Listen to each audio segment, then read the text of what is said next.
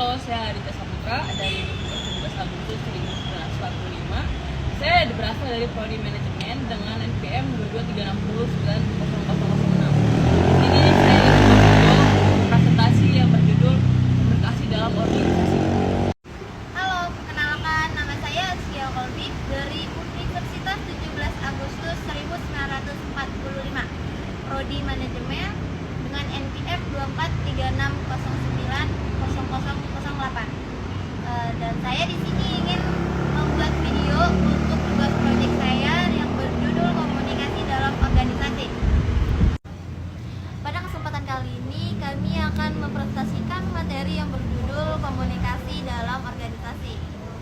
Materi ini membahas mengenai konsep komunikasi dalam organisasi, fungsi komunikasi, jenis dan arah komunikasi, hambatan komunikasi, hingga strategi komunikasi yang efektif dalam satu organisasi. Selain menjelaskan materi berdasarkan teori, kami juga akan mengaitkannya dengan sedikit pengalaman pribadi agar materi yang kami sampaikan menjadi lebih mudah dipahami. Baik, Baik, tanpa berlama-lama, mari kita masuk ke pembahasan yang pertama. Pada pembahasan pertama ini, kita akan membahas mengenai pengertian komunikasi dalam organisasi ya Kak ya. Secara umum juga, komunikasi organisasi merupakan proses pertukaran informasi yang terjadi dalam suatu organisasi dengan tujuan membangun pemahaman bersama antar anggota sehingga tujuan organisasi dapat tercapai secara efektif. Berarti kata komunikasi sendiri berasal dari bahasa Latin yaitu communication, yang berasal dari kata komunis yang berarti sama. Maksudnya adalah komunikasi dikatakan berhasil apabila antara penyampaian pesan dan penerima pesan memiliki pemahaman yang sama terhadap informasi yang disampaikan ya Kak. Iya, berarti saya ini juga gini Ki, menurut Jennifer M. George, komunikasi merupakan proses berbagai informasi antara dua orang atau lebih, kayak kita gini nih, Iya. kan, untuk mencapai pemahaman bersama. Nah, oleh karena itu, komunikasi bukan hanya sekedar berbicara, tapi juga memastikan bahwa informasi benar-benar dipahami oleh kedua belah pihak. Contoh kayak kita ini. Nah guys, sekarang kita akan memasuki pengalaman pribadi kita sendiri nih. Kalau dari kakak sendiri, pengalaman pribadi dari ini ada nggak sih kak? Kalau aku pribadi ada di tempat kerja, itu seperti ini. Di tempat kerja aku, setelah mulai bekerja di bagian administrasi, aku baru benar-benar memahami pentingnya komunikasi sih. Karena hampir setiap hari aku menerima arahan dari pimpinan mengenai surat atau laporan atau dokumen yang harus diselesaikan. Kalau aku kurang memahami instruksi yang diberikan, aku biasanya langsung bertanya kembali. Menurut aku sih ya, bertanya bukan berarti nggak mampu sih, berarti nggak mampu. Tapi justru untuk memastikan bahwa pekerjaan kita yang kita lakuin itu sesuai gak nih sama yang diharapkan dari orang-orang yang tadi nyuruh kita. Jadi teorinya yang kita pelajari ini ternyata memang benar-benar terapkan di dunia kerja. Kalau kamu sendiri ada nggak pengalaman pribadi? Experience kamu? Kalau aku sendiri ya, aku punya pengalamannya tuh kayak misalkan ya, hampir sama juga nih aku ngalamin dalam kehidupan sehari-hari. Misalkan saat ibu aku kayak minta tolong gitu loh membeli beberapa kebutuhan rumah sekaligus. Aku hanya cuma mendengarkan sekilas gitu loh tanpa memastikan kembali barang yang dimaksud. Dan ternyata ada satu barang yang lupa terbeli. Aduh, itu parah banget. Dari pengalaman sederhana itu tuh aku belajar bahwa komunikasi yang baik bukan hanya penting di dalam organisasi, tetapi juga dalam kehidupan sehari-hari agar tidak terjadi kesalahan. Nah, jadi gini guys, berdasarkan penjelasan yang tadi kita jelaskan dari materi dan dari experience kita juga, pengalaman pribadi kita juga, dapat disimpulkan nih bahwa komunikasi memiliki peran yang sangat penting loh dalam organisasi karena menjadi dasar terciptanya kerjasama dan koordinasi yang baik. Gitu ya kak ya, dalam komunikasi itu. Nah baik deh, sekarang kita bakal lanjut ke materi selanjutnya ya kak ya, yaitu ada komunikasi dalam organisasi itu memiliki 4 fungsi utama guys, yaitu fungsi informatif, regulatif, persuasif, dan integratif. Fungsi yang pertama itu adalah fungsi informatif. Nah, fungsi ini berperan dalam menyampaikan informasi, data maupun fakta yang dibutuhkan oleh anggota organisasi sehingga mereka dapat menjalankan pekerjaannya dengan baik. Nah, selanjutnya ada fungsi kedua yaitu adalah regulatif, yaitu komunikasi yang digunakan untuk menyampaikan aturan, kebijakan, prosedur kerja, maupun standar operasional yang berlaku di dalam organisasi. Oke.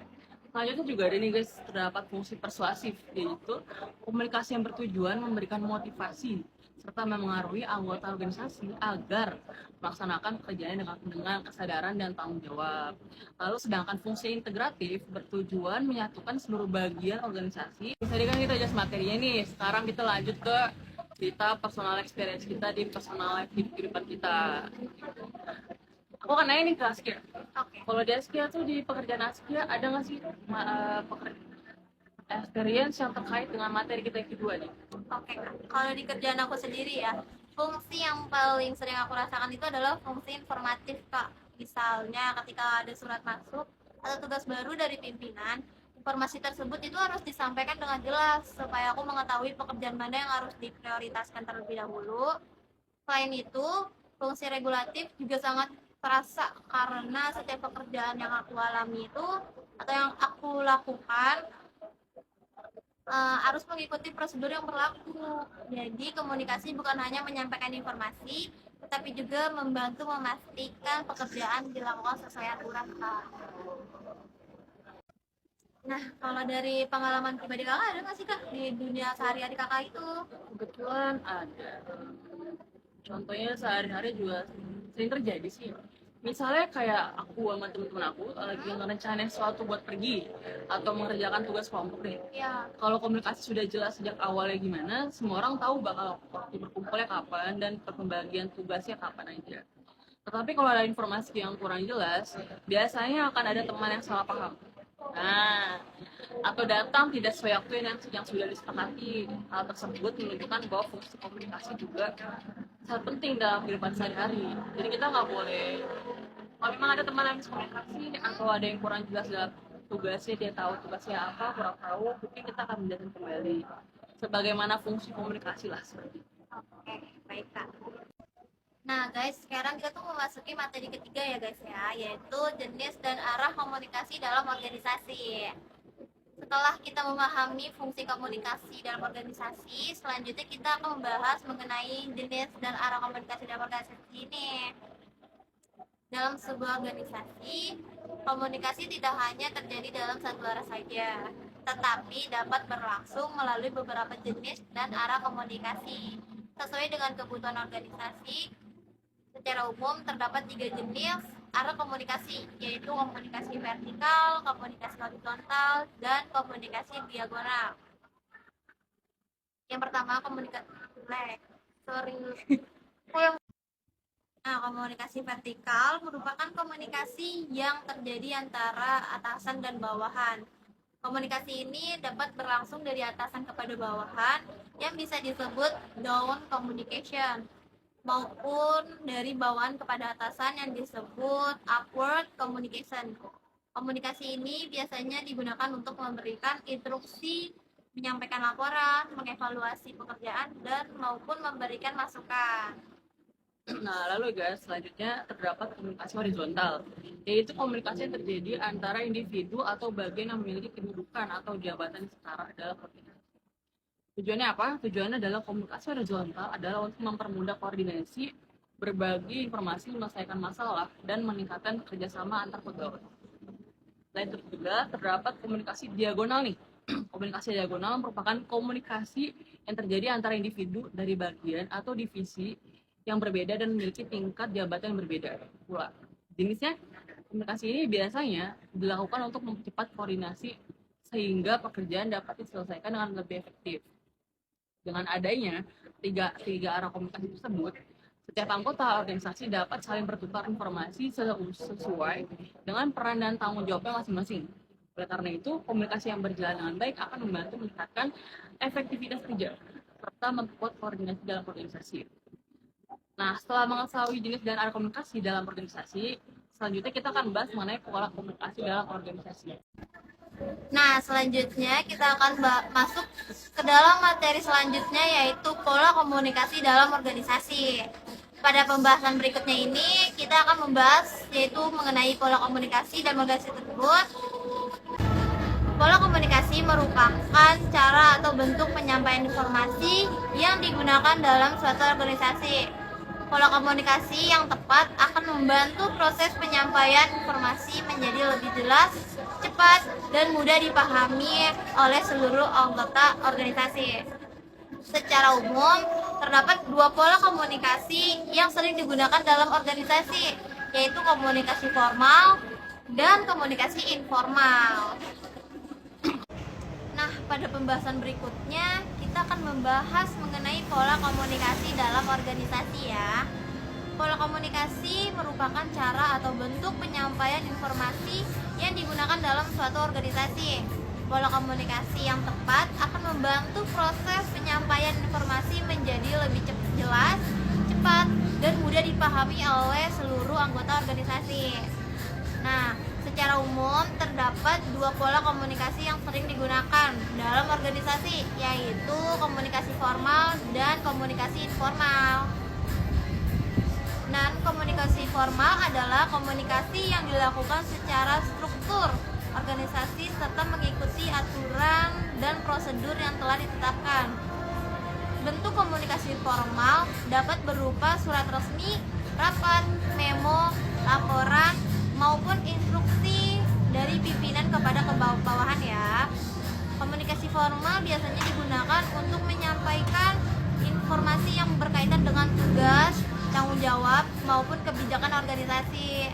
Nah guys, sementara itu komunikasi informal merupakan komunikasi yang berlangsung di luar jalur resmi organisasi. Komunikasi ini biasanya terjadi secara spontan, misalnya melalui percakapan santai antar pegawai, diskusi ringan, ataupun interaksi sehari-hari. Meskipun bersifat tidak resmi, komunikasi informal tetap memiliki peran penting loh, karena dapat mempererat hubungan antar anggota organisasi dan membantu memperlancar kerjasama. Oleh karena itu, organisasi perlu mampu menyeimbangkan komunikasi formal dan komunikasi informal agar penyampaian informasi tetap berjalan dengan efektif tanpa mengurangi hubungan baik antara anggota organisasi. Setelah memahami pola komunikasi dalam organisasi, selanjutnya kita akan membahas mengenai hambatan komunikasi dalam organisasi nih guys. Pada pembahasan selanjutnya, kita akan membahas nih hambatan komunikasi dalam organisasi. Pada pembahasan kelima ini, kita akan membahas mengenai hambatan komunikasi dalam organisasi. Nah, dalam pelaksanaannya itu komunikasi tidak selalu berjalan dengan lancar.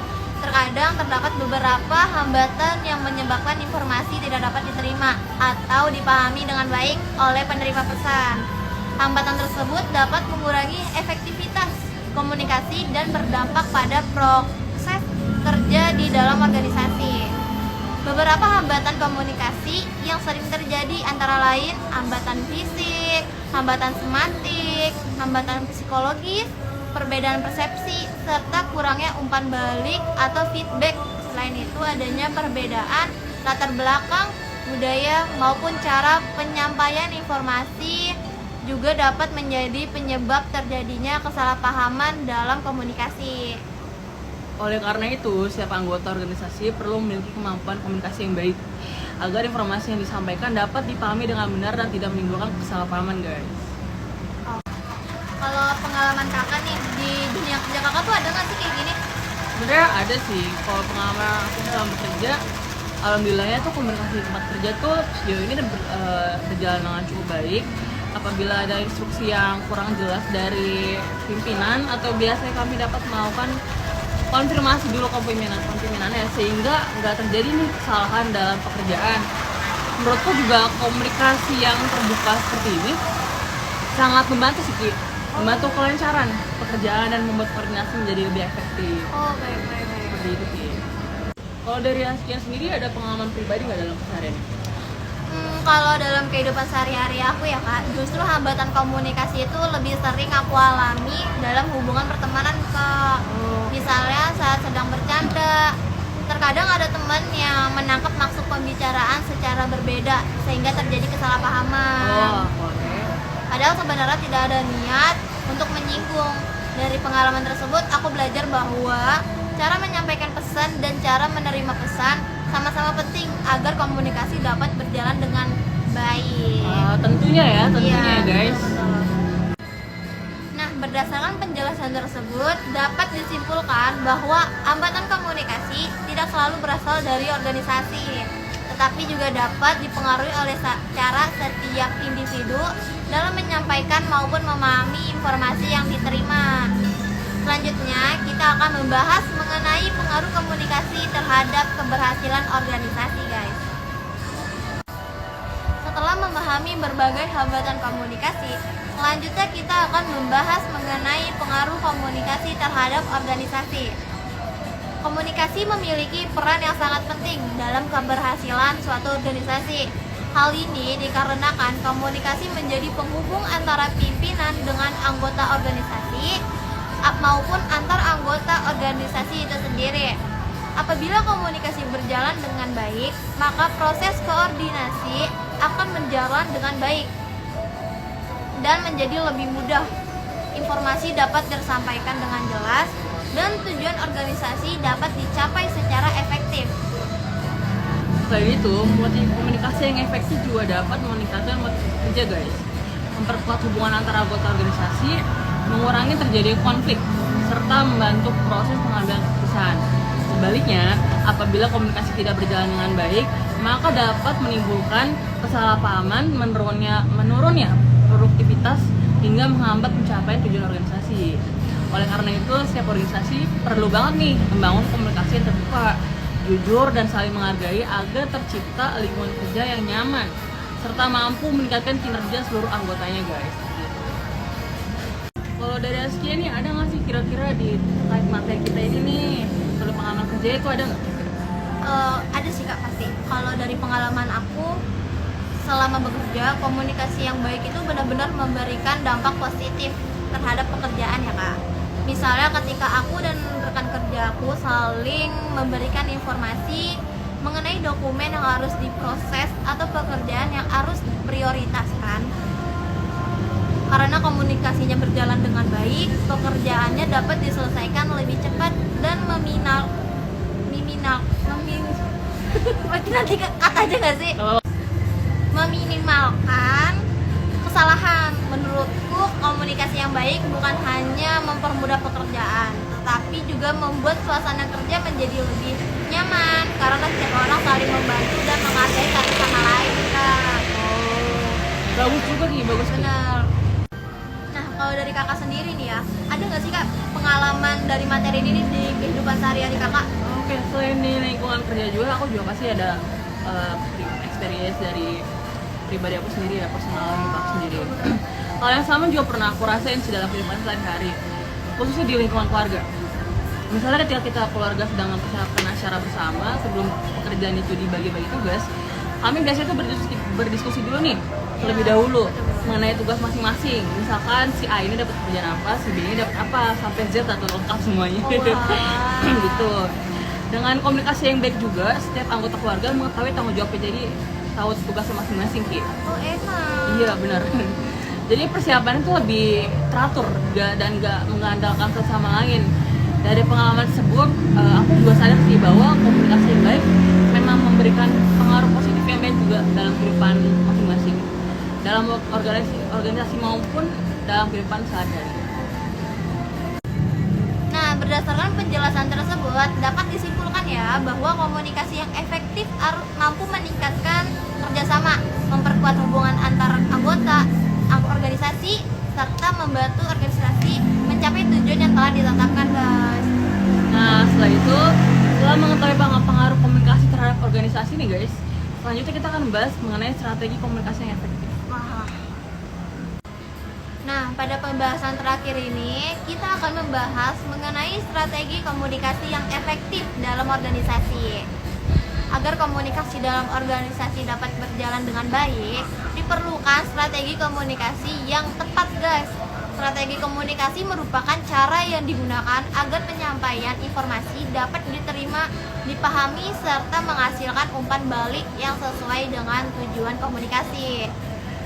Salah satu strategi komunikasi yang efektif adalah membangun komunikasi dua arah. Dengan adanya komunikasi dua arah, setiap anggota organisasi memiliki kesempatan untuk menyampaikan pendapat, memberikan saran, maupun mengajukan pertanyaan apabila terdapat informasi yang belum dipahami. Selain itu juga, guys, organisasi juga perlu menciptakan suasana komunikasi yang baik, terbuka, dan saling menghargai serta menghindari kesalahpahaman. Penggunaan bahasa yang jelas dan yang tepat, penyampaian informasi yang tepat serta kemampuan mendengarkan secara aktif juga menjadi faktor penting nih dalam menciptakan komunikasi yang efektif. Dengan menerapkan strategi komunikasi yang baik, organisasi akan lebih membangun kerja sama yang solid, meningkatkan kepercayaan antar anggota serta mencapai tujuan organisasi secara lebih optimal, guys. Kayak gitu. Dan kita akan mencapai